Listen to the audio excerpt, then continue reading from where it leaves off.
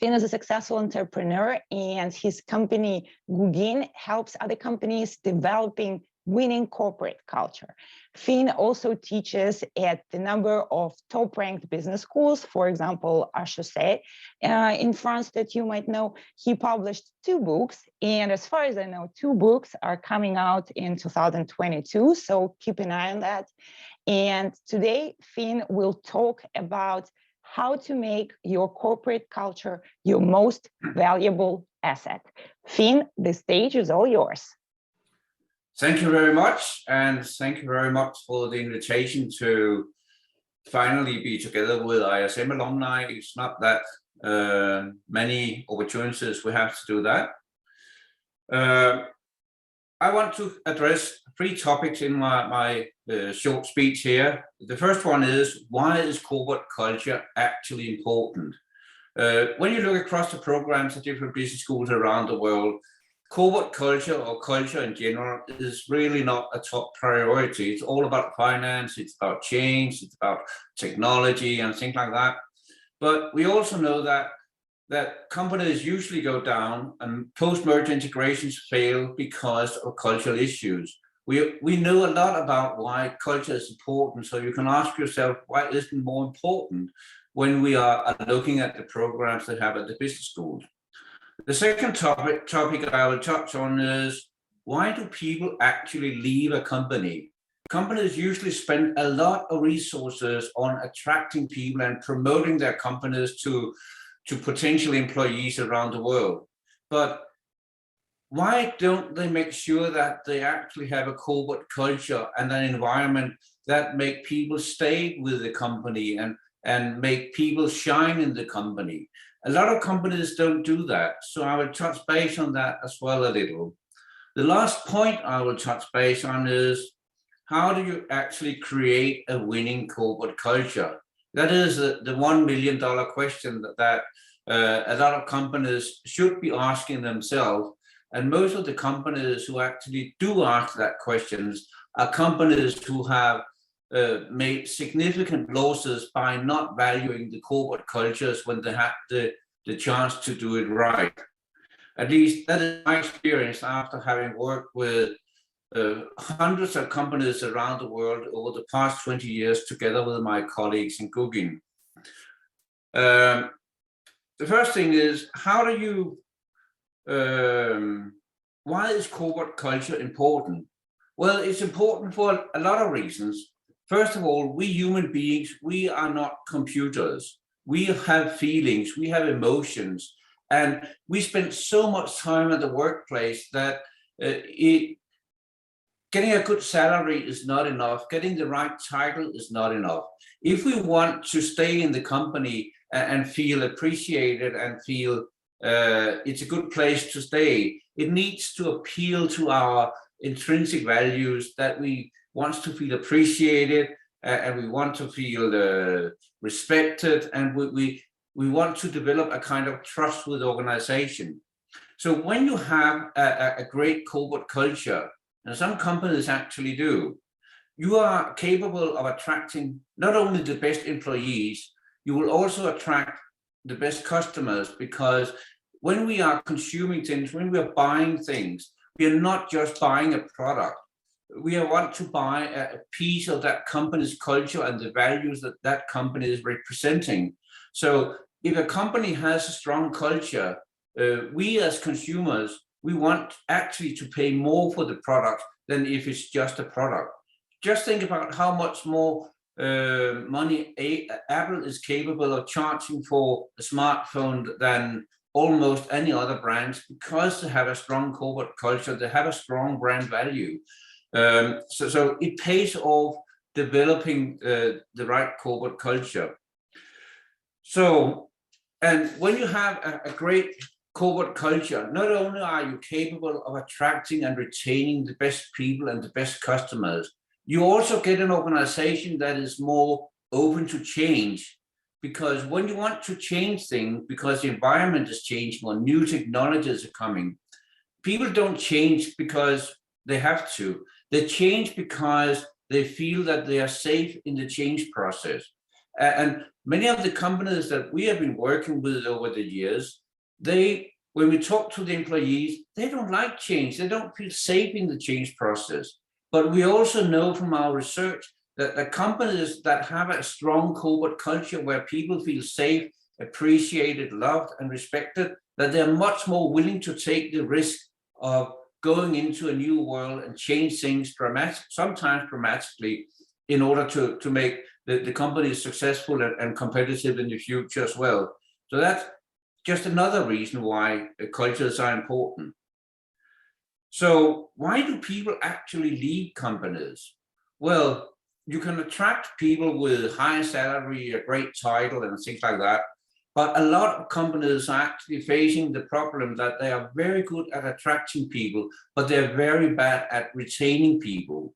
And when you look at exit interviews for why people are leaving a company, they're not leaving a company because the salary is too low, or the corner office is too small, or the company car is too small. No, they leave for completely different reasons.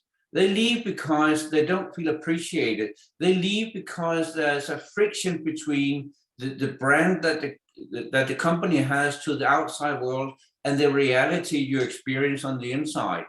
I tried that myself many years ago before I started my company. When I joined Arthur Andersen Business Consulting, I thought, wow, this is one of the biggest consulting firms in the world, and blah, blah, blah. I'm going to work with a really big clients. And suddenly when I was on the inside of the company, I just realized that it was a completely different reality than the brand the company had to the outside world. And what we have found out over the years when we have been working with companies around the world, that it is often the reality in many, many companies that the brand value it has, not only to the customers, but also to potential employees, is very different from what it is on the inside. So when a company is trying to attract employees, it should not oversell the company just because it is bloody good at marketing. That there needs to be a balance between the expectations that potential employees have and the reality they face on the inside. So you need to work both on the inside and not only on the marketing side of attracting employees, because then they will just leave shortly after again. And that is very expensive for all companies. So cultural friction is why employees leave. One of the reasons why they leave. They also leave because of bad leadership. They leave because of unfulfilled expectations about what they could do in the job. And right now we are seeing that the next generations coming up and coming out into the workspace, that they are much smaller than they were just 1 or 2 generations ago. So the competitions for the new generations are much more fierce than it has ever been before. And that means that companies really need to be working on their culture, and they need to facilitate a cultural change that makes the organization attractive to future generations as well. You might have been successful for the past 100 years, but it doesn't necessarily mean that future generations will find your company attractive. And if they don't find you attractive, they just go somewhere else, because there are plenty of places to go for the younger generations who are well-educated, well-traveled, and master all sorts of technologies without any problems.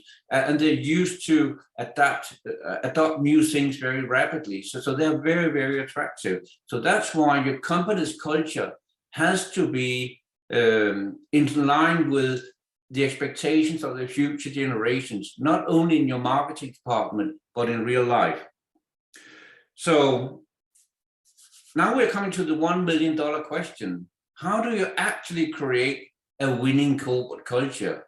And do you already have it, or don't you have it? What I see a lot, and what we see a lot when we are starting to work with companies on cultural change, is a lot of corporate bullshit, excuse my French. When you're looking at presentations on the values that the companies have, you see all kinds of nice words, but these words are usually completely detached from the reality. And often when we talk to employees and ask them about what are the values in your company. They're trying to memorize what they have seen in these boring PowerPoint presentations and on the websites, not what it really feels like. And that's where everything starts going wrong.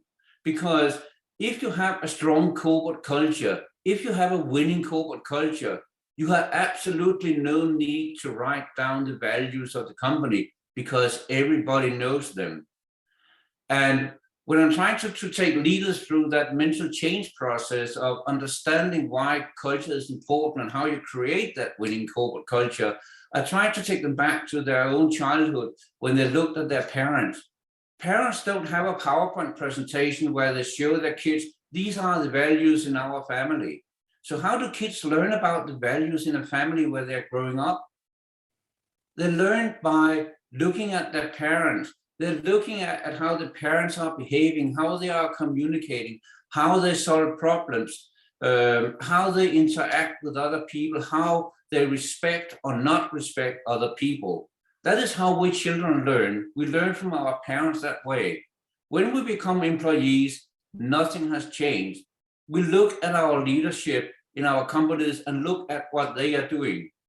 And if they are living out the values, and if they are living out the true values of the company, then there's no need to write down the values because we are looking at our peers and see how do they behave, how has the company overcome crisis in the past, how do they solve problems, how do they treat people, how do they treat customers, do they treat customers as if they are equally important to the employees, or do they treat the customers as someone that it's all about just milking them for as much money as possible? All that kind of thing is very, very important, that there's a sync between what you want to be and what you actually are. So being a leader should be very easy, actually, because it should just be about living out the values. So how do you find out what are the real values in your company? Well, in my company, Guggen, we have over the past 10, 15 years or so developed a quite sophisticated process called cultural due diligence, which is a quantitative and qualitative analytical model where we kind of define the cultural DNA of an organization. This way we find out what are the real strengths and weaknesses of an organization. And all the companies we have worked with so far have become quite surprised with what their real values are. First of all, their real values are very seldom what they write on their PowerPoint presentations and on the website. The good side is that they also discover that they have strong values in almost any company that they didn't know about. So when you know about your real values, what are the real values in your company? What are the values driving your company and the way that you lead? Then we can start coaching the leaders on how can you use these values to actually change behavior or motivate a certain kind of behavior. And sometimes you need to change the values as well so it fits the strategy, but that's a different process that will come before this. And the good thing is that when employees realized that there is a correlation between the behavior you have and the real values you actually have. The good thing is that is developing trust. You trust your leaders when you can see that they're actually living out the values of the company. They're not controlling you, they're living out the values, and they trust you with these values that you will live out these values as well. And when you have trust in a company, when you trust your leadership, when you're not just having a job just because you need the money or because of the title or whatever, when you have trust in your leadership, you are also more change ready. You are more ready to adopt new things and take risks because you know that you will not be punished. You also become more innovative, and it's all things that all organizations need. So, and when you have trust in your leadership and you get the freedom to do things in your way, that improves your employee satisfaction a lot. And when you have high level of employee satisfaction, you also get a high level of customer satisfaction. And Hesketh's service profit chain outlines that in the study that he made many years ago, that high employee satisfaction leads to high customer satisfaction, which leads to high profitability. And when you have that virtuous circle in a company, then you just get an even stronger corporate culture. And it pays off. We know that it pays off. I wrote my doctoral dissertation on that, actually. We know it pays off investing in creating a winning corporate culture, because when you have a winning corporate culture, your employees will work for less because they get a lot more else, and the customer will pay more. So no matter how you look at it, it's a good investment investing in getting the right culture. Thank you very much. Thank you, Finn. That was really interesting, and I'm sure that we'll be having some questions. So if you are having questions, please put them in the chat and I will pull it up and read out those questions. Okay, let's see. While people are thinking and typing, I actually do have some questions, if I may ask those. So we've been, in the past 2 years, we've been all experiencing a drastic change career-wise, personally, due to COVID-19. And I was wondering if there were and still are the COVID-19 effects on the corporate cultures in your experience with the companies that you've been working in, how those companies were adjusting.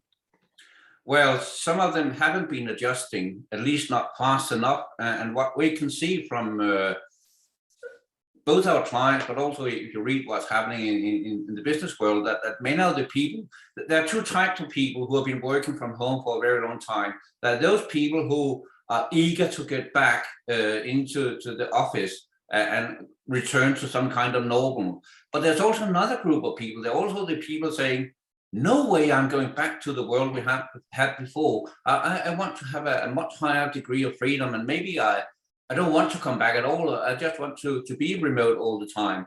So I think the COVID-19 has led to people reflecting more on their personal preferences than they had before. And then the question is, can companies adapt to that? Can they change their corporate culture and make it spacey enough for people with so huge variety of preferences? That's a great question. Yeah, I thank you, Finn. I really think that adjusting corporate culture that goes beyond physical environment of the office. Absolutely, because it's all about your belongingness with a group, and whether you can have that group on Zoom or you need to have it in real life. It all depends on personal preferences. There's no one size fits all in that. Yeah, well, that's been a challenge for some companies for sure. So we're waiting for other questions to go up. Okay, we have one from Richard Fangel. I'm sorry if I'm pronouncing the names in American way. You might correct me. So we have a question. Mexican. Okay, so I have a question here. Should the culture issue be part of the due diligence in mergers and acquisitions, bearing in mind the Daimler-Benz purchase of Chrysler, which ended a failure? Most mergers and acquisitions actually end up in failures. 2/3 of all mergers and acquisitions fail due to cultural clashes. And we have actually approached, the problem is how these deals are made, actually, because I totally agree with Richard. It should be included, and we have been working with a number of them over the years where we have been invited, especially in the pharmaceutical industry, where they're buying up early stage companies. So making sure that they fit in culturally is very important as well. We have also approached a number of investment banks over the years, offering our services, saying we can help this merger. Whenever you're working on a merger or acquisition, we can help secure that it becomes a success, which we think is a pretty good value proposition. But the answer we often get, almost always get when we approach these investment banks, is that we know who you are, we know you're good at what you're doing, but you know what? We get paid for getting a signature on the deal. We don't care about whether the post-merger integration becomes a success. That's the honest answer we get. So unless companies start to think differently about who they're going to work with when they are going into a merger and acquisition, then that will be the reality from now on as well. But the problem is that many of these top executives from these companies who are going into these deals, they get a huge amount of money when the deal is signed, and they don't care anything about how it's going afterwards. The family-owned companies, as an exception, but most companies, they don't care. They don't care if everything collapses afterwards, unfortunately. Thank you, Finn. Oh, we have more questions coming in. Dorothy is asking, first of all, she's saying many thanks for the presentation. Can you please comment on the interplay between the device, external political environment, and the corporation's response to it, often against the backdrop of potential consumer boycotts plus investor divestment? Yeah, that's what I was talking about, that you need to have a corporate culture that takes the external stakeholders into account as well. Like we've seen a lot in the fashion industry lately, where companies have been banned because they were using child labor and things like that. So you need to have a more holistic approach, and that's just one more reasons why there need to be a sync between the values that you say you have and the values you're actually living out. And the big problem challenge for leaders, if they have the courage to defend the values, because you cannot have, values are not free. If you have a value that we are not using child labor, for instance, you cannot say, oh, we're not using child labor, and then you're using child labor out the back door because it's cheaper. No, you have to defend the values. And only when you defend the values and you show your employees, you show your customers, you show the society that we have values and we are ready to defend them. That's where you gain trust, not before that. Thank you, Finn. I have another question, and it's from Khaled. Do you think employees will be resisting going back to the office post-COVID-19 and demand working from home, and how companies will be adjusting to this demand? Do you see the trend? Yeah, that's what I said in your first question, that it's not a unified group. It's not one size fit all. We see just people have become more aware of their personal preferences, where some really miss going back to the office. Some say that I don't want to go back. Others will say I only want to go back sometime and not every day. So companies need to find a way to stay connected and bond people who have many different preferences compared to what they had before COVID-19. So that's a challenge. And I can personally vouch to that, because across the US, the conversation of going back to the office or working remotely on the level of the employees and on the level of companies is huge. Some of the companies decided that they would go fully remote, and those are mostly companies, who are working in digital industries. For them, it's probably easier. But some of the companies are really pushing employees to come back without considering any other options. And from my experience, these are, the old school big corporations, Wall Street, things like that, while others are allowing a more flexible approach. And this also eventually affects the real estate. Yeah. So some companies are creating hubs where people can come to work if they want to work in certain areas that are closer to their home, but at the same time they allow people to stay at home. I think that's probably the best approach, to allow options.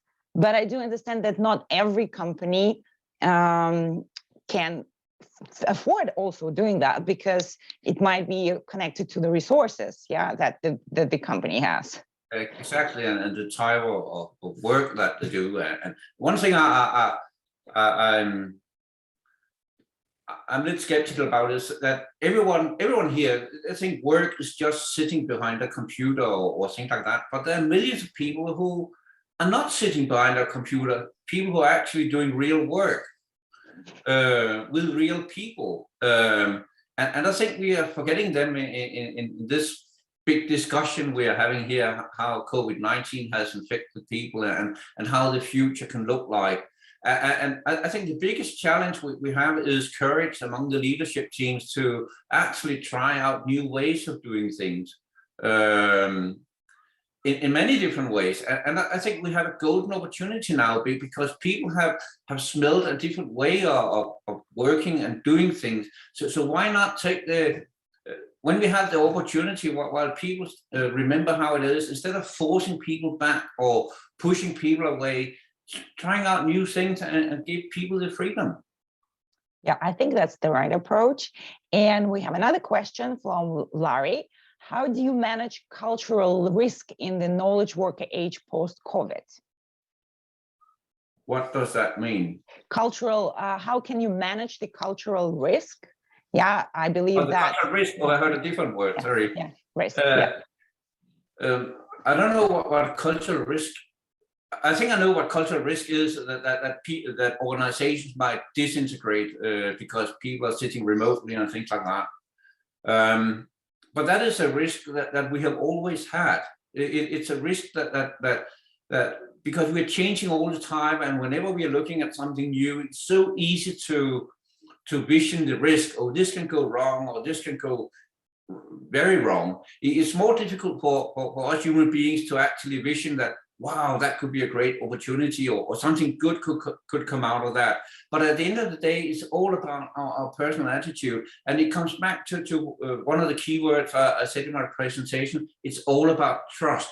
So if you have had that strong culture before, where people felt bonded and that they could trust each other, then the step towards having an organization where people are working together in many different ways with a lot higher degree of freedom is not that big. But if you had a rule-based organization before, where you control people when they signed into the office and when they left, if you control that, and you control how many hours a day people were in the office, then you're in deep shit, because you can't control that when people are working from home. And then my blunt answer to that is, that type of organization will soon die anyway, because the next generation will not tolerate that kind of control. Thank you, Finn. Indeed. So we have a lot of questions coming up. It's so interesting. Mariam is asking, how do you measure the corporate culture quantitatively? We have a number of surveys that we are doing, that we have developed over the years, where we measure on a lot of different parameters. I can't go into that here, but it's something that it has been progressively developed over the years with a lot of different questions where we are cross-checking. So because you can't ask people, what is the culture in your company? So we are approaching one series of questions we have is not really questions, it's dilemmas. So we are asking them, what will you do in that dilemma situation? Because that's where our cultural values really come into play. That is when we are in a dilemma, when there's no straight answer, yes or no.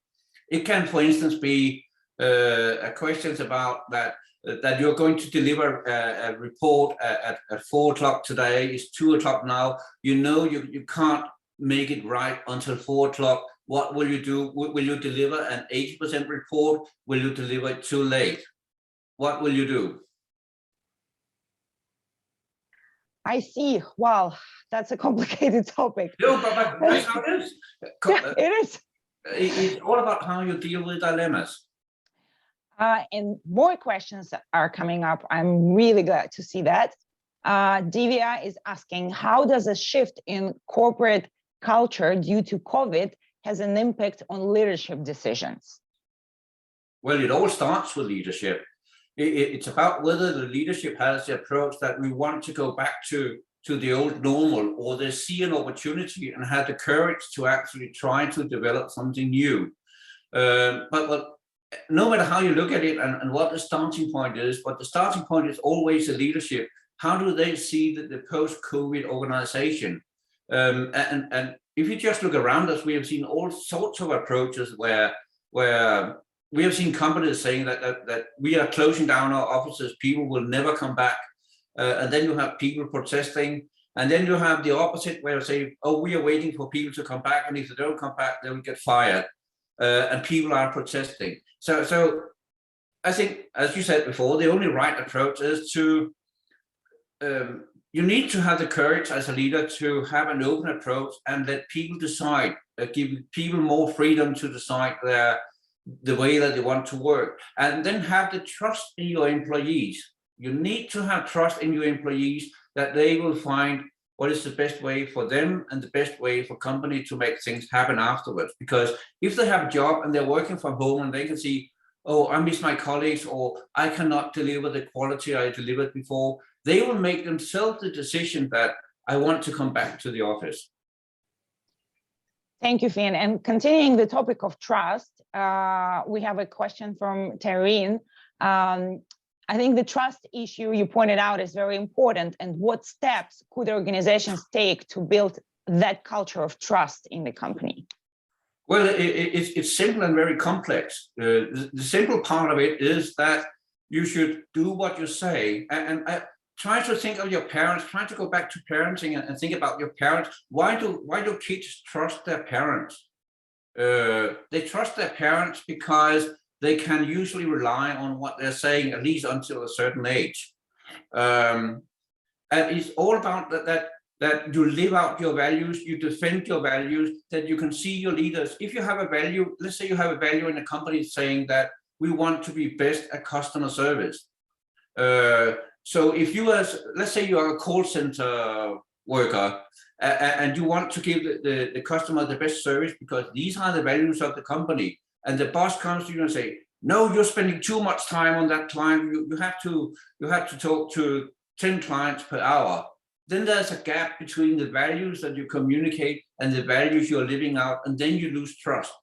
But if, on the other hand, you are doing whatever it takes to make that customer happy, and your boss comes to you and say, wow, that was very well done. You really made that customer happy. Thank you so much. Then you gain trust that you can live out the values. So it's really that simple. Amazing, Finn. Thank you so much. And I think we're ready to proceed to our next guest speaker. And our next guest speaker is Khaled Zayed. He is an ISM PhD alumnus. He's an entrepreneur and author, and also an adjunct faculty of IT, big data, privacy and management for multiple higher education institutions, including St. Peter's University in the United States. And Dr. Khaled founded and managed an IT consulting business in New Jersey and New York area, and he's currently managing an IT department for a nonprofit organization with 31 locations across the United States. And today, Khaled will talk about data protection and privacy. Khaled, the stage is all yours. Thank you. Thank you so much, Maria. Can you hear me okay? Yes, we can hear you perfectly. Okay, thank you so much. I'd like to start by just asking if you can hear me. Sometimes the audio doesn't work properly, and I want to make sure everybody can hear me. Thank you so much, Maria. Thank you, Finn, for the great talk, and thank you, ISM, for inviting me to speak. And I would say good morning if you live in the East Coast or the United States. If you live in Europe or outside of United States, good afternoon to everyone. And welcome, and thank you for being here. So my topic is going to be about data privacy and protection. And if I ask you, are you concerned about your privacy online? Most of you, or not, I guarantee all of you will say yes.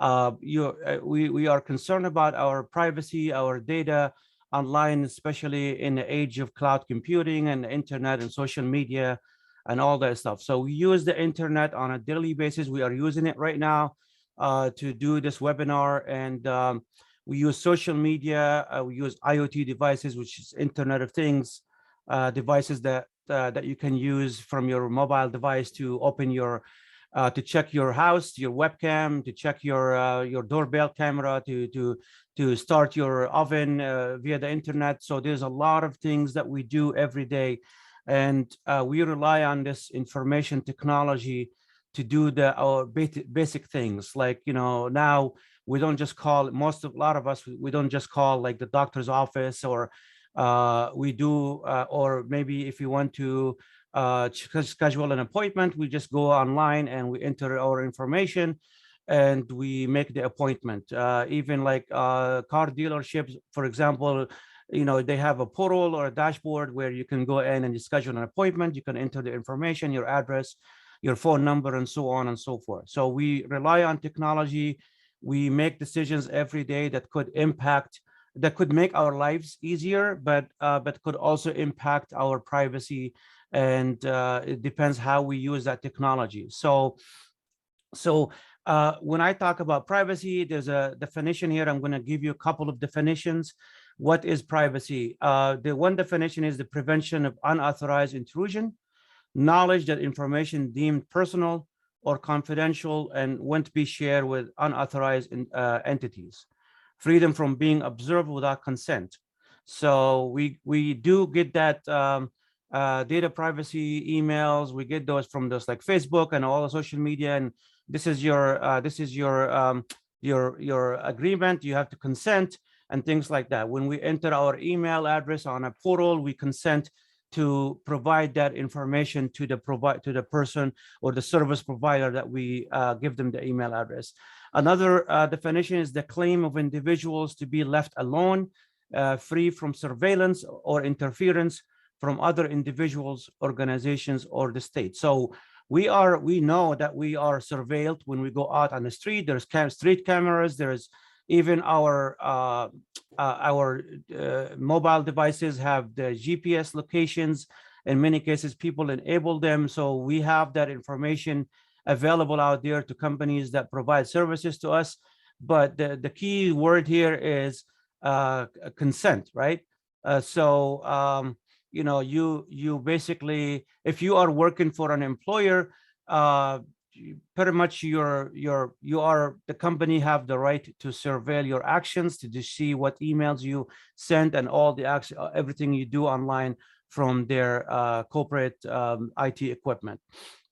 So going to talking about personal information. So I'm going to give a description of personal information. There's two things that I would like to mention on that. There's one is personal information, two is sensitive information. I'm going to give I'm going to compare the two. So personal information is sometimes referred to as personal identifiable information, or PII. And this is information about or can be related to identify a person.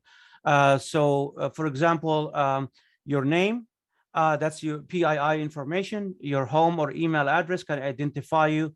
Your identification number, like your ID number, your physical characteristics, and then your consumer purchase history. So these are all personal information. Your zip code, not necessarily a personal information because it doesn't really tell us who you are. But information like your name, phone number also can identify you as a person. Now, these are the personal sensitive information, right?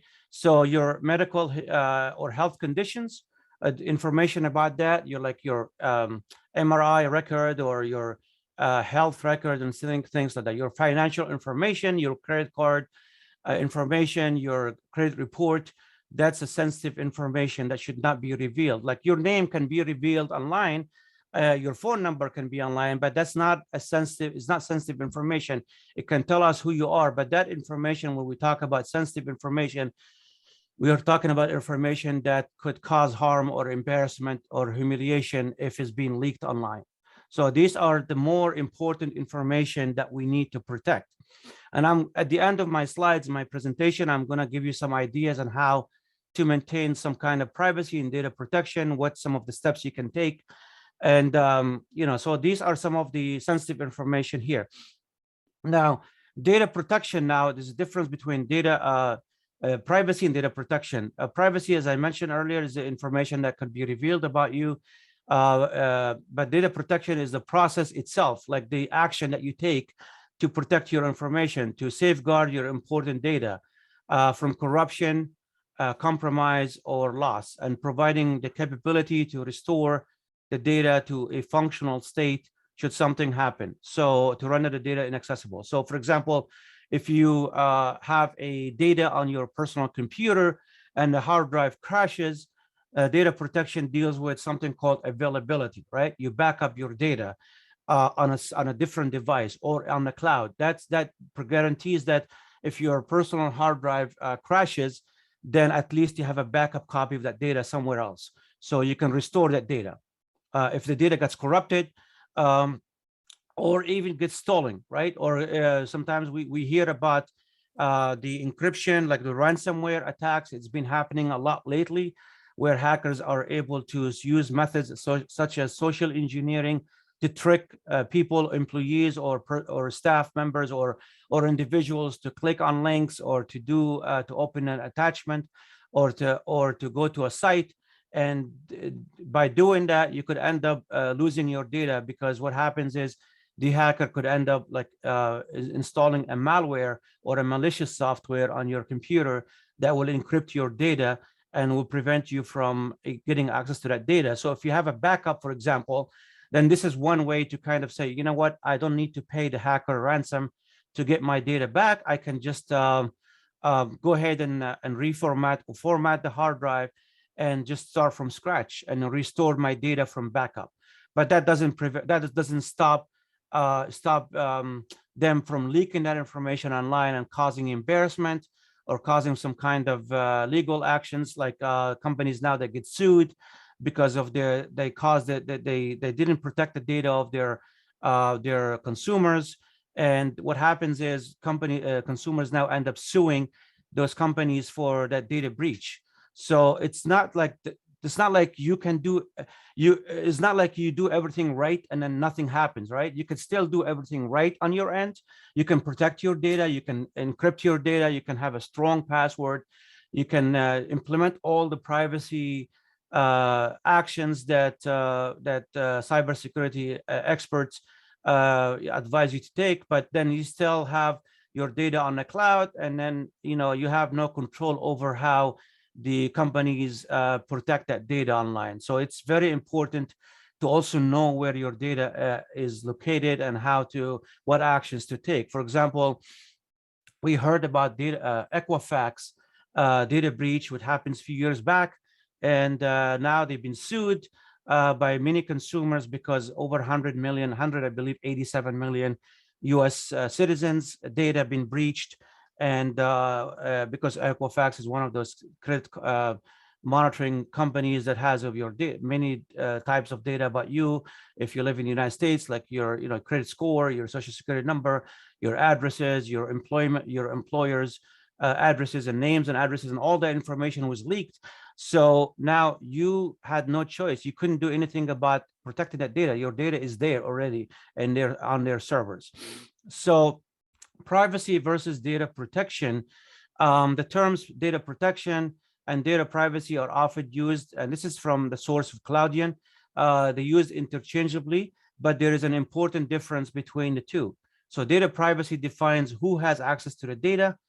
So like, for example, we have rules and regulations now, like GDPR in Europe, Global Data Protection Regulation, and we have US federal laws that deals with privacy, who has access to your data. But data protection deals with the tools that companies and individuals can use, and the policies to actually restrict access to that data. So for example, companies, they might give you access to some of the corporate data, but they have some tools in place, such as encryption, such as access control systems in place. So that means like who has access to that data, who can write to that data, who can view it, who can download it, and so on and so forth. So here, these are the categories of data protection, and their traditional data protection dealing with backup and restore. So like I said, the backup is that When people have a copy of the data on the same device, they think that's a backup. It's not a backup. When you have the same data twice on a hard drive in two different folders, that's not a backup, because what happens is if your hard drive crash, then you lose access to both sources of data, your two folders. So you have to store the backup that data somewhere else. And there's a good concept that if you in information security we teach about is it's called 3-2-1 backup. 3-2-1 backup deals with basically backing up your data on three different places, two different medium, like a hard drive and a USB drive, for example. And then that's two. And then one stands for outside, offline backup, like a cloud, for example. So you have your data here on this device, my laptop, and then you have it in the cloud. So if your hard drive crashes, you can go online and you can restore that data. And there are other concepts like RAID, or redundant array, and inexpensive disks, which you can have multiple drives, replication. But data security deals with things like encryption. What does that mean, encryption?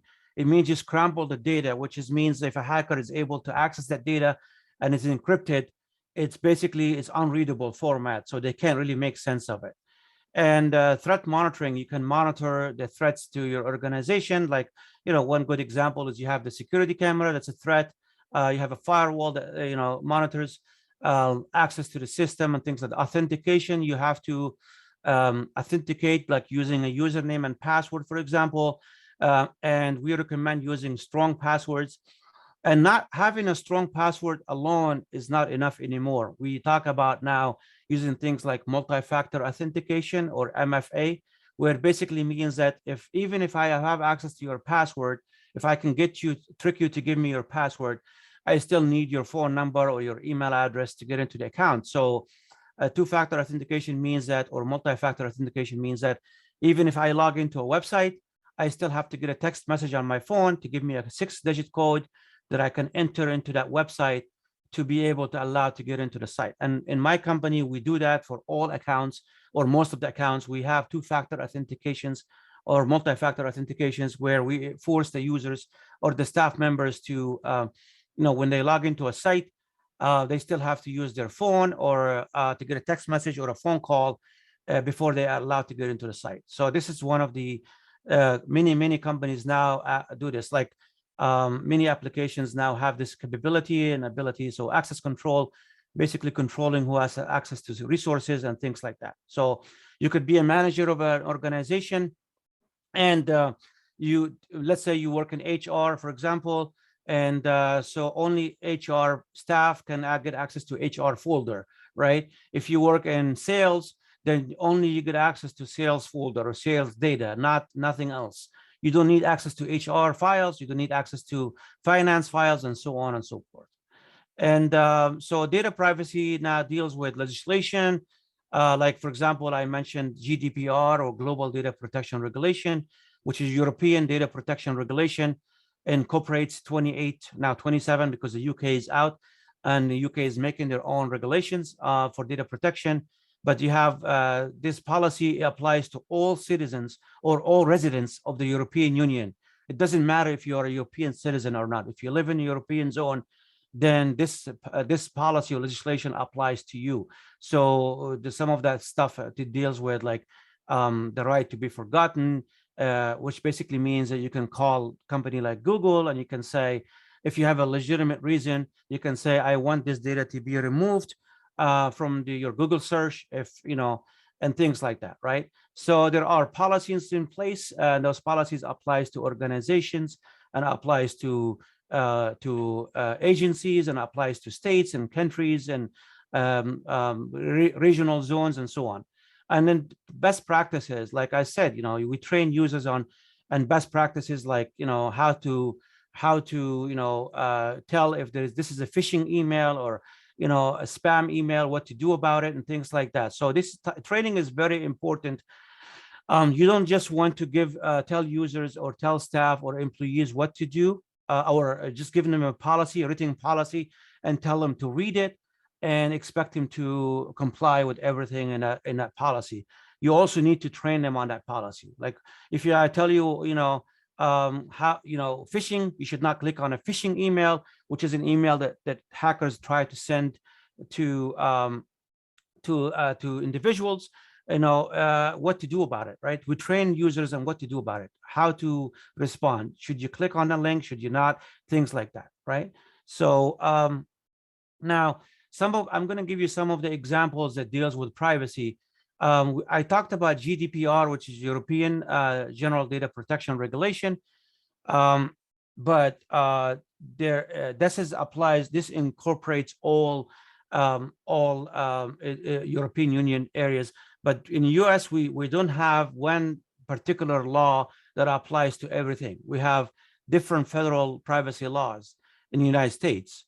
So for example, in the United States, we have a federal law that deals with children's online privacy protection, or COPPA, and this governs information about minors, how companies and corporations should handle this, and how it should handle minors information. And then you have the HIPAA regulation, which stands for the Health Insurance Portability and Accountability Act.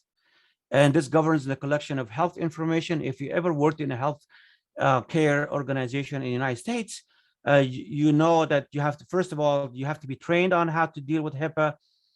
Some of the things deals with HIPAA, for example, you can't just email health information to patients. There are rules and regulations how to handle that data. For example, like I used to work for a healthcare company years ago, and we have a portal, and we have also a fax. Believe it or not, it's more secure to send information to a fax than analog, than send it through an email. So, and then you also have one federal privacy law. It's called Gramm-Leach-Bliley Act, which is GLBA, which governs information collected by banks and financial institutions. And we have some US state privacy laws, like, for example, the famous California Consumer Privacy Act, and that was passed or took effect in 2018.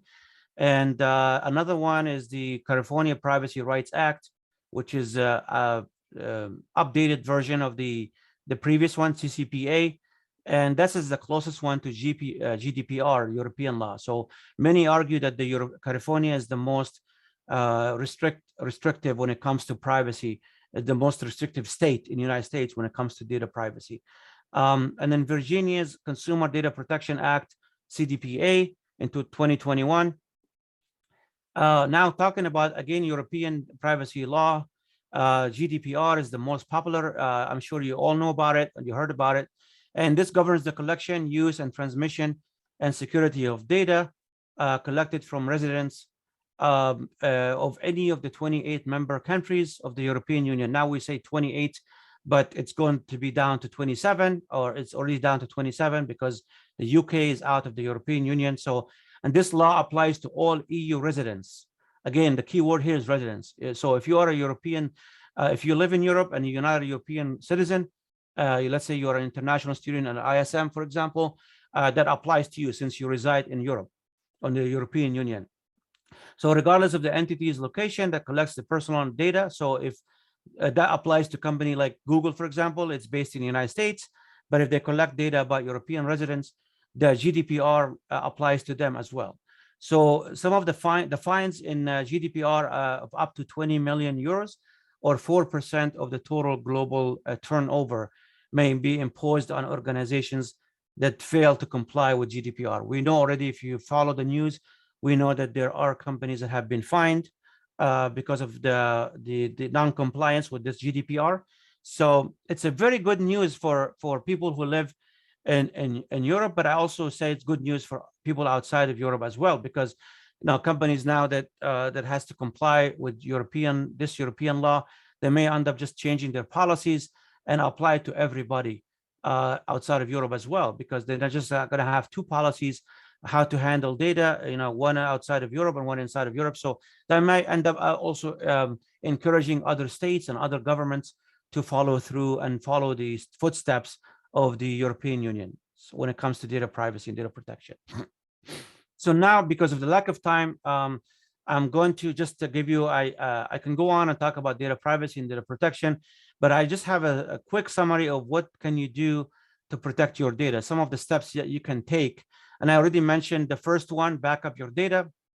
So again, I personally, I have my data backed up on multiple sources. I have it here on my laptop. I have an external drive that I connect to this laptop every once in a while, and I run a backup on it. So I get all the data and I store it in a safe location.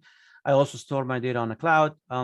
I try to not use backup some of my sensitive data on the cloud, like social security number, things like that. And then use strong passwords and do not reuse passwords. So some people will ask, what do you mean? I can't have a different password for every account I have. Like I have personally about 200 accounts, social media accounts, bank accounts, ISM account, everything, emails. So how do you actually remember all these passwords? You don't. You should not actually remember the passwords. That's what the recommendations from cybersecurity professionals is. They tell you do not need to remember that. Actually, the good password, the strong password, is the password that you cannot remember. But how do you log in? So that's a good question. You can use things like LastPass or a password manager like LastPass, OnePass. There's many different tools that can encrypt your passwords and can generate long passwords. And you can install like browser extensions on your browser, and then it can log you in from that account. So and then understand that social engineering tactics is also another way to protect your data. Social engineering is just a process of using or manipulating people inside the organization to gain access. So for example, someone can pretend to be from IT. They can call you and say, I'm from IT. We received an alert that someone tried to log into your account. Are we going to change your password? But what password would you like us to change it to, right? That's a social engineering. They try to trick you to give them a password to, or they try to tell you, okay, give us your current password so we can log in and we can make sure that nothing is going wrong into your account and things like that. So those are called social engineering. So don't fall for these tricks. You receive an email, for example, a phishing email that says, and I have received this multiple times, and I even saved a screenshot of it. I don't click on links, but if it says something like along the lines of, we are from Bank of America, we discovered that someone is trying to access your account online from a different location, and if this was not you, please click on this link. And that's a trick, right? You click on it, you install a malware on your machine accidentally. So things like that. So don't be manipulated by these tactics. And again, use multi-factor authentication apps. Like on my phone, I use Google Authenticator app. This is also another way to authenticate, which, if I try to log into, let's say, Google, for example, from a different device, then I have to open up my mobile device. I have to open up the Google Authenticator app, and it's going to generate 6-digit number every 60 seconds. And so what I can do is I can enter my password in my browser for Google. Then I have to take my phone. I have to grab my phone. I have to open up the app on my phone, take the 6-digit number and put that number into the browser after I enter my password, and that will secure my accounts. I use multi-factor authentication on pretty much all of my financial, especially my financial accounts, like the bank's credit card, companies, accounts, emails, and so on and so forth. I use 2-factor authentication, and just to secure. And then also another thing to protect your data is to update your applications, your operating systems regularly, right? If you see an application on your mobile device or your computer that needs an update, go ahead and update that device or update that application, or update your Windows. Let's say Windows 10 has new updates, and especially if it's a security update, run that update. Because what happens is when Microsoft, for example, finds a vulnerability to the software, to the program application, that they fix it and they run the update. They send the updates out. And for you to run that update on your machine is basically means you're trying to hardening your device and make it more secure. And another thing too that I advise you is to limit what you share online. Don't just share everything. And I see this a lot when it comes to people sharing their phone numbers on social media, and share their sensitive information or personal information try not to do that as much. I know we all guilty of doing this. Sometimes we do it. And so even like now, when I look at my, once in a while, I find something on one of my social media accounts, like, I don't need to share that. Let me remove it. So try to make it a habit of going back and forth and always adjust your information, adjust your accounts, adjust your things like that. And then you can also install privacy extensions on your browser. I use an extension on my Google Chrome browser. I use multiple extensions, actually. I use one for privacy that that it's Privacy Badger, and I use another one that it's basically it's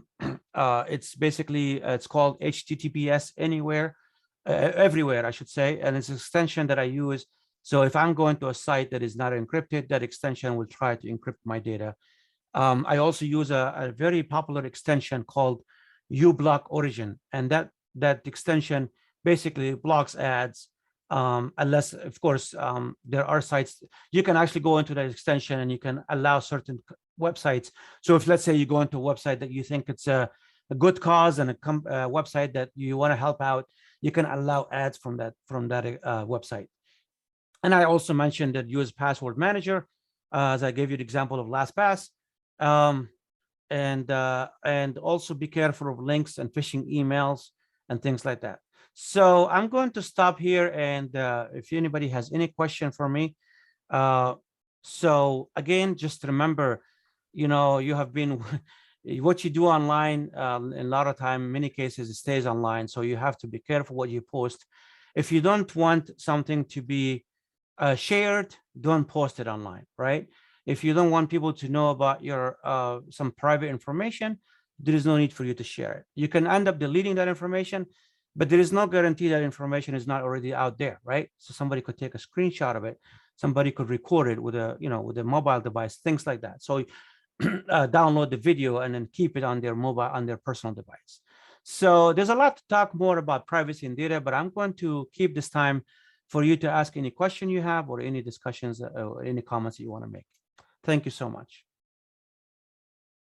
Khaled, that was super informative. Thank you so much. We do spend a lot of time online, and the younger generations, even more so. I mean, when you go out with your family to the restaurant or even to the park, you see that all the kids are from the early age with their phone. And as far as I understand it, and I'm not a data expert, I do have a lot of issues with technology. But as far as I understand, they are starting to building their data prints straight away from the very, very early age. Whatever they browse, be it, the YouTube for kids, or be it, not all the kids are using Instagram, but there are still different social media accounts for kids and things like the TikTok. And as far as I understand, this is all being stored somewhere. Yes, and that's what I said. You have to train and you have to teach not just yourself, any information you have. You need to monitor the social media activity of anyone that you're responsible for, right? So if you have children, just kind of, try to have an idea what they share online, even if you have to follow them on social media. I see sometimes people say, I don't need to, I trust, what they do online. It's not about you trusting them. It's about how much do they know, and how much do they know, what do they know, and where that information is going and where it's being stored. So like I said, there are federal laws that deals with privacy, especially on collecting data on children, but hackers don't care, right? Bad people don't care. If they want to break the law, they break the law. If it has to do with collecting data on children or adults, this is how they make their living. And so if you don't want to come after the fact, you want to prevent something from happening before it happens, instead of waiting for data breach. And again, we don't have 100% control. I have to say that we don't control everything. Even I work in IT, and I don't have control over everything about me, right? I have my credit card information, my credit card. If a hacker is able to breach the credit card company's server and get my data, there's nothing I can do to prevent that, right? So you have to also monitor and see things. Like, for example, now because of Equifax, I started to do things like I go on my credit reports every week. Once a week, I check my credit score. I check if anybody, and there is also something that actually happens, something positive that happens as a result of the Equifax data breach, which now you can go in and you can demand from company like Equifax to freeze your credit or to put a stop or to notify you. Let's say, you go and apply for a credit card, they have to call you on your personal number, the number that you gave them, to make sure you're the one who requested that information or requested the account. Thank you, Maria, for that question. Thank you, Khaled. So we have a question from Bizola. First of all, she is thanking you for this presentation. It was very informative. And then she is saying that she creates and saves information in her phone contacts in the notes without using a phone number. Is it safe to use the notes on your phone for storing information, or it also can be hacked and accessed? Yeah, it's if somebody has access to, when you talk about phone contacts, if it's an email contact, for example, right? So, let's say Google, let's just give it Google as an example, Google contacts. If anybody's able to hack into your Google account, they can access your contacts from any device, and they can still get access to that data. So I would say, sensitive information, what I do, this is my recommendation, is I use an app called, and I pay for it. I used to use the free version, LastPass, but I pay for it now because I find it to be useful. It's encrypted. And then I use LastPass and I input my sensitive information in there. Like, for example, if I have, medical information, I put that in there. So I have two-factor authentication. Even if you have it in your phone contacts, but there's no phone number, they can still search through the contacts and they can find that information. But I mean, I would say I would recommend not to do it that way. I would recommend to do it in a more secure manner, like using an application like LastPass, for example. I hope that answered the question. Thank you, Khaled. I can see that Larry was raising the hand. Larry, did you have any question? Yes, I do. Hi, Khaled. How you doing, Dr. Khaled? How are you? Good. How are you? Thank you. Oh, good to hear you. Good to see you again. It's been to hear you. It's been a while. It's been a while. Lovely talk. I really enjoyed it. Thank you so much. Thank you. Yeah, I haven't seen you for about 10 years now. I know. I remember the days when we were in Paris and New York. In Paris together. Also in New York as well. Yeah. Yes. Okay, good. I think it's very informative and it's very, very good. Another thing just to add that I also discovered or found lately is that sometimes we all travel quite regularly. And at the end of our journey, when we fly, we throw our boarding pass on the floor. We think, oh, I'm done with this boarding pass. Off we go. I just throw it away.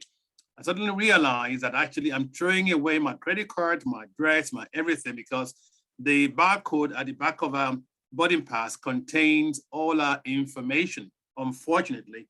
And majority of us don't take that we don't actually realize that is what we're throwing away. And many hackers actually picked up boarding pass and they can actually use it for different form of attack on us. So I think it's also something I also want to share with the crowd as well. I'm sure you know about that, I'm sure. Yeah, definitely. This is a method that hackers use to go actually through trash, to go through documentations and things like that. So like I see people do this all the time. They have like a document or a piece of paper with sensitive information on it and they end up throwing that paper in the trash. You always want to shred shred it and make sure it's not recoverable, right? So it's very important to make sure and hackers do it, like I said, this concept of going through the trash and going through documents and things like that. Some of them they actually go into like companies parking lot and they look at they call it dumpster diving. This is actually a concept in IT securities. They call it dumpster diving, where they go through the dumpster and they go through to find if there's any documentations or any papers that they can actually take out and look through private or sensitive information. So it's a very good point, Larry. Yes. So be careful what you do with that, with those documents. Thank you very much. Thank you. Thank you. Thank you both. And we have more questions coming up. Divya is first of all thanking you for the information. And she wants to know if there are any ways to classify the data according to the risk, like high, medium, or something like that. Yes, data classification is actually being used, especially by government organizations, right? Like secret, top secret, confidential data, public data, private, so on. So for example, a data that is public, that anybody can see, it's called public data. You can go to any government's agency's website. Like for example, if you want to know who owns homes in a particular town or things like that, that might be public data that anybody can see. But there are data that's called secret data or top secret data. Like for example, the US government's working on a sensitive project, like a secret project, for example, that might be they call it top secret, where only a certain amount of people allowed access to that data. So data classification is being used in IT security. And so it's very important to keep track of, if your data is secret, and organizations do the same thing. If it's a data about, like for example, HR, for example, is your salary is not shared on a public drive that everybody can see. That's the confidential data. They call that confidential data, and they use different means and tools to protect that data from people getting access to it. So yeah. Thank you, Khaled. Are there any tools that we could use to classify it? Well, the tools you can say, like I said, encryption. You can encrypt the data. If you work for a company, any company that now have the things like access control. So when you click on, if let's say you have a folder that only a particular department has access to, they use the access control list, which is a technology that they use is to say only this department can access that data and nobody else. Right. And then also, you can encrypt the drive itself, encrypt the hard drive, or encrypt the folder. So there is a lot of different tools for you as a person. If you have a confidential data, like I said, if you put that data on your, let's say, give you, this is not an IT class, but when I'm teaching an IT class, I demonstrate to students how to encrypt their files. You can actually encrypt your Word document, your Excel file, your PowerPoint, and things like that. You can encrypt it with a password. Windows 10 has now the technology TPM chip, which allows you to encrypt the whole hard drive. Even if someone steals your hard drive or laptop, before the encryption, they can take your hard drive and they can remove it out. Even if you have a password on that hard drive, they can remove the hard drive and they plug it into another computer and they can get access to that data. There are different means and different tools they can use. But with the encryption, if you implement that technology, TPM, to encrypt your hard drive, even if they take the hard drive out of your laptop and they plug it into another laptop, they still cannot get access to the data because it's encrypted. So things like that. So a lot of different tools that even if you go to my my personal website, professorzayed.net, I have some of those. I have a section in there about data privacy and security and what tools you can use to protect your data. Thank you, Khaled. We have another question. Dr. Bauer is asking, how do you deal with cookies? Okay, cookies. If anybody doesn't know, it's not a something you eat with a cup of tea. It's a file that is actually. So what happens with a cookie is when you go to a website, let's say you open your browser and you go to, let's say, just for the sake of demonstration, I say, let's say you go to yahoo.com or something like that. The website will, the browser that you are using, like Chrome or Firefox, will send a request to the Yahoo's server, right? But with that request, it will also send a file to the server and saying, information about you, like your location, your IP address, who you are, things like that. And that's what cookie is. So when the website sends you the request back, the page that you're looking for, it saves a file on your hard drive. It's a cookie file, right? So what happens is that next time you go to that website, there's a file on your hard drive that tells Yahoo, oh, he's been here before. He came to the site yesterday. So you can always delete cookies, right? Once they get deleted automatically after a certain period of time. But if you want to do that, you can look up how to delete cookies on your hard drive and things like that. Also on a browser, you can do things like delete cache, which is basically if you go to the browser and you go to the cache, it saves information about your password and things like that. So So you have to be careful. If you feel something suspicious, if you feel like you went to a website that you're not supposed to go to, you can always go in and delete the cookies. Yeah. And marketing sites, they use that for marketing purposes. Yeah, we all know this message, accept cookies. Yeah. Things like this. More questions coming in. We have, hold on, we have a question from Fatima. She's also thanking you for your presentation, and she has a question. Is it safe to save the is it safe the confidential information? So is it safe to save the confidential information and sometimes the passwords in the Gmail, or is it a risk? It's not safe to send a password. Google claims that sending an email from Gmail to Gmail is encrypted. That's what, you know, like say I have a Gmail account, you have a Gmail account, I send you information, they claim that information goes encrypted from me to you, right? But then if I send an email from Gmail to Yahoo or Gmail to AOL or Gmail to whatever, it's no guarantee it's going to be encrypted on the other side. I still say do not send a password in an email. I would never do that. I do not recommend it. Like I said, I keep saying LastPass. I'm not working for LastPass, but I only give it LastPass as an example because I use it and I am more familiar with it than other tools like OnePass, for example. So LastPass has a tool that allows you to share a password encrypted way. So for example, you can create a file, a folder in there where you put passwords in it, and you send a invite to someone else to get access to that folder. And so once they have to log in with a strong password, and they can see that information. But I would not recommend. There are other tools that you can use online that I used to use a tool, but I don't see it more encrypted, but there are some sites that you can use to send encrypted information. And what you do is you can send them an email. They receive an email on their end and they have to click on a link.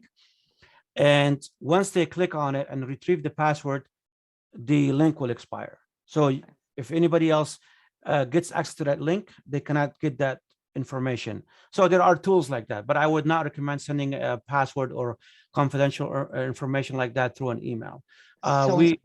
No saving passwords in your email. Now we have there are tools that third-party tools that you can use. In my company, we use a tool that allows you to, and I'm not going to say the name of the company we use, but I didn't get their permission to use their name, but I'm going to say that we use a tool that we install locally on our network. And all you have to do in the email, you write the word encrypt in the subject line and send it. And what happens is the other party will receive the email. They have to click on a link and they have to create an account, and they can receive the information that way. And this is what we do to deal with that sending private information or sensitive information. We are running out of time, but we have more questions coming in. So let's try to make it to the point. We have a question from Finn. Will you consider it safe for Europeans to use the US-based cloud solutions? Well, the US companies now have to comply with European regulations if they do business in Europe, right? So, a company like Google, they do business in Europe. Facebook, a company like AWS, right? Amazon Web Services, that's a cloud-based company. If they are doing business in Europe, they have to comply with GDPR. Otherwise, there will be big fines. And we know if you Google GDPR fines, you will see a lot of information. They got fined multiple times, millions of dollars. And I don't think Google would like to continue getting fined by the European Union for non-compliance. So I would say because of GDPR, I say yes, you can use. I can use US-based cloud companies because they have to comply if they're doing business in Europe. Thank you, Khaled. Another question from Tyrene. Is in the post-COVID world where there has been a big shift to remote working platforms, do you think organizations are equipped to deal with the risks associated with remote working setups at large scale? What are some of the considerations for individuals working from home? There are risks involved. And for example, in my company, we are dealing with this by trying to enforce a VPN, which basically means it's a technology that we use, virtual private network. that encrypts the data. So what happens is if you log into your, we give you a work laptop and we ask you to work from home, we force you to log into VPN. So you have to, it's an encrypted tunnel, which basically encrypts the data that you browse, that you use online. Anything you do online, it's going to be in encrypted manner. So companies like that, so we deal with that. There are risks involved where people, they work from home, they might not have the best security in place implemented at their house. And that's why we do things like implementing VPN and access control lists and things like that. Thank you, Khaled. And we have two questions from Bizola. First question is, how safe are web security programs like McAfee? And can we trust Dropbox for sending files? Yeah, so the first part of the question, or the first question, web security programs like McAfee, or any antivirus program, it's not 100% effective.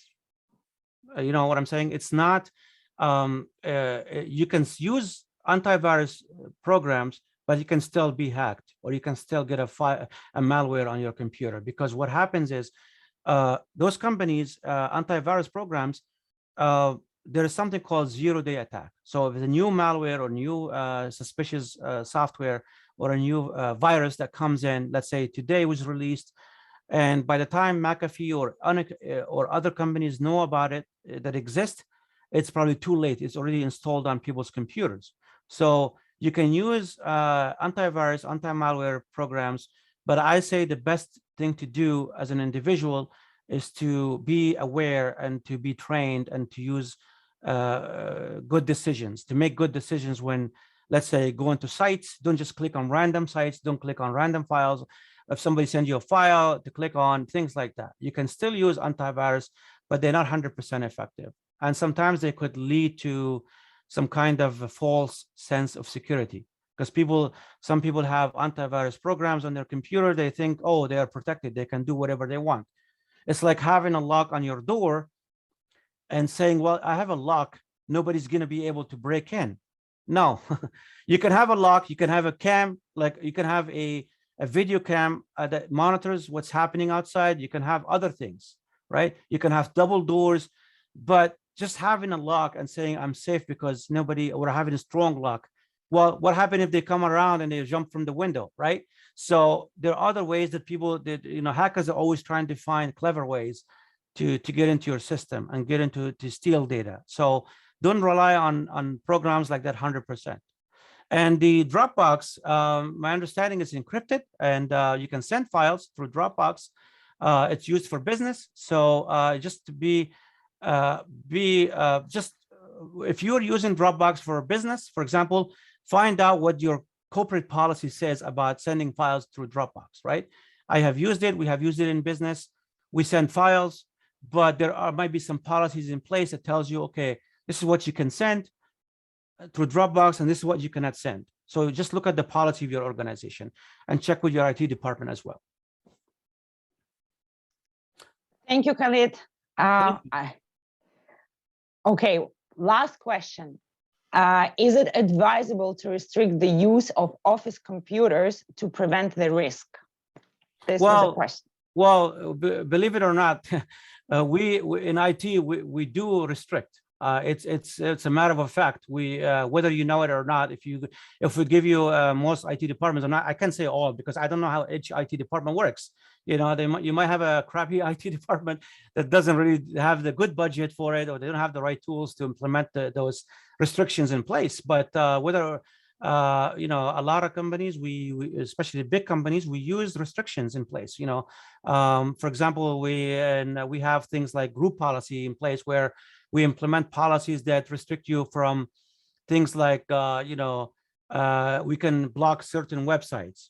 We can block you from installing a background on your.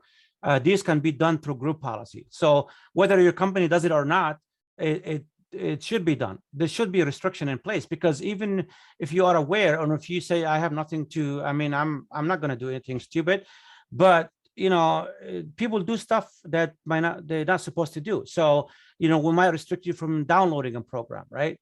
you need an admin app account to install. That's why if you ever worked for a corporation and you try to install something and it asks you for an administrator password, that's when you go to IT and says, I can't install this, and they might come back to you and says, what are you doing? Why are you trying to install this?